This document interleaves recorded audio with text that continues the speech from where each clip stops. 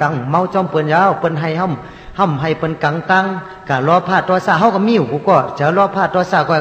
เฮาตัดเส้นเจ้าเฮาอะไร1แก้บ1กำนี่ก็เป็นขั้นนิการนิป่านนั่นจะว่าตัดกว่ารูปาโลกะอรูปาโลกะย่อก็ซ้ำตัดเส้นเจอแทงหมาหน้าจะหมันหมาหน้านี่ป้อมถึงตีละหันตาแท้ๆจะหมันหมาหน้าตัดแหละหมาหน้าอุทธเจ้าเจ้าพุ่งจะแตกเจอกว่านี่ก็ตัดอะไรอวิจารวันนั้นเจ้าวิจารตาตันตัดเลยตีเจ้าละหันตานั่นก็ย่อวันนี้ห่อเนี่ยปันลองตังแก่งกำตาลานี่ก็แค่นตัว12ไว้ในหมู่เจิงพามันกูโกกูคน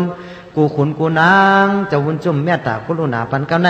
เฮาซ้ำตีห่อเนี่ยปันศักดิ์ศรีวุฒิจาตกะอสุภากรรมฐานดึงนางขี่มานั่นเนปันนางขี่นางรูปานตาเสียก็ซ้ำตีห่อเรื่องเจ้าละหันกับปีละหันเจ้าปาหนึ่งมันเกิดมาเป็นปลาคำย่อซ้ำตีห่อเรื่องเจ้าอ่องกุลิงหมาเนี่ยปันนี้ตัวหนึ่งก็ตีย้อนยังตะลาหยาดน้ำเจ้าสูตีย้อนจะถ่อมหือว่าสูมขั้นเขาก็ตีห่อขั้นก็ได้ถ่อมขั้นก็ตีได้ถ่อมเขาตีได้ห่อเจ้าวุ้นจุ่มก็มีเจ้าอินดูสูเหย่าน้ำพิมพ์ถ่อมก้นได้ถ่อมก้นถ่อมกับพีได้ถ่อมเขาไว้เจ้ายาวแต่ไหนจะเป็นเจ้าวุ้นจุ่มเขาจะมาเป็นเจ้าวุ้นจุ่มนั่งทุกสุขตะลาเมตตาเป็นจะได้แค่ตัวไว้จะเงินจะข้ามให้ถ่อมตัวอย่าไปถ่อมปิ้นถ่อมแปดซิมเอาสั่งเอาธรรมนาไว้ในหมักหัวเจอสูเอาธรรมนาไว้ในกวางมูคำสูทัดสีป้าสูนังตุกสุกตาสักเป็นกวางมูคำปอตาลาเปลี่ยนบรรจุตาลาช่างไว้ในหมู่หัวเจอเขาเพราะว่ามีศีลมีตาลาสัจจะธรรมนาเนี่ยเป็นธาตุจิตติเป็นปาริพอกาจิตติเป็นธรรมะจิตติลีงามๆลีไวลีปู่โจลีอามก้นยิงก็ลีไวมันก้นใจก็เป็นลีไวมันเป็นลูกอ่อนก็ลีไวลีโกไก่มันเป็นก้นหลงก็ลีโกไก่มัน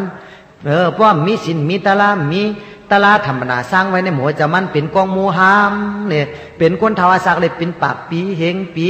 เสียวซบยังตู่ยังเนาลาดกัมมีหนาวอาจารลาดกัมมีกติสัจจะเท่าโหปะสางาปะสอนก็ลีไวลีโกไก่มันยาวเนี่ยพระเป็นเจ้าห่อไว้จะเนี่ยย่อซ้ำเมื่ออันตั้งตีห่อเรื่องเจ้านายเคยจะเนี่ยเขาตีห่อเรื่องมหาธนาสัตเทกำหนึ่งมหาธนาสัตเทเมื่อยามนานเมืองสวัสดีนั่นมี2ขาปวกโผเมเขาในเป็นสัตเทมีเงินมีคำนำหนาละใครติดแก็บเนี่ยปันสุเกาหาก็ยำยินแต่สีมหาธนาสัตเทเนี่ยตั้ง2 ไผ่ 2 ปลานี่ก็มีลูกยิงลูกใจเสียเอามาหลักทักเฮ็ดไว้ส่งมังกลากันเสเนี่ยไว้ลื่นนั่นมาอุเมเขาตายจังเอาอุกจ่าอมวยตั้งเสียงอุกจ่ายตนาเกี่ยวเสียงมาห่มห้อง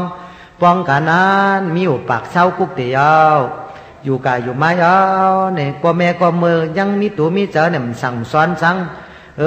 ลองตั้งปิ่ญญาสังก็มีหูกาถ่อมกามเหห้องกามเหตัวเมกานั่งแหวนเหจริงตัวเปิ่นถ่อมตัวไปกวางกุหลงต่องมองเสียงจะนั่นก้อยเนี่ยเอาเป็ดหลายเอาก็เนี่ยมาปิ่ญญายันมียุ่มเปิงปนานยาวเนี่ยคบยาศาสนาพระเป็นเจ้าเสตาในก็เขาก็ไม่ยาศาสนาพระเป็นเจ้า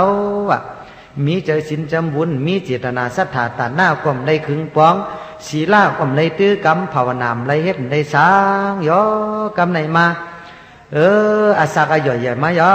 วในก็เขาก็อยู่กันอยู่มาเป็นสัตว์ที่เกิดเนื้อตัวมาเท่ามายาวสักเลย20-30 ปีมาในซ้ำมีลูกมีลังสืบเจือเต้นเคยอยู่กันอยู่มายาวกันในมาในซ้ำเรื่องกันแหน่นั่นซ้ำมีมุกจุ่มเป็นก้นถุงเราก้นขี้เรานั่นคนเมาเราเมายาเมากำซะนั่นจังว่าป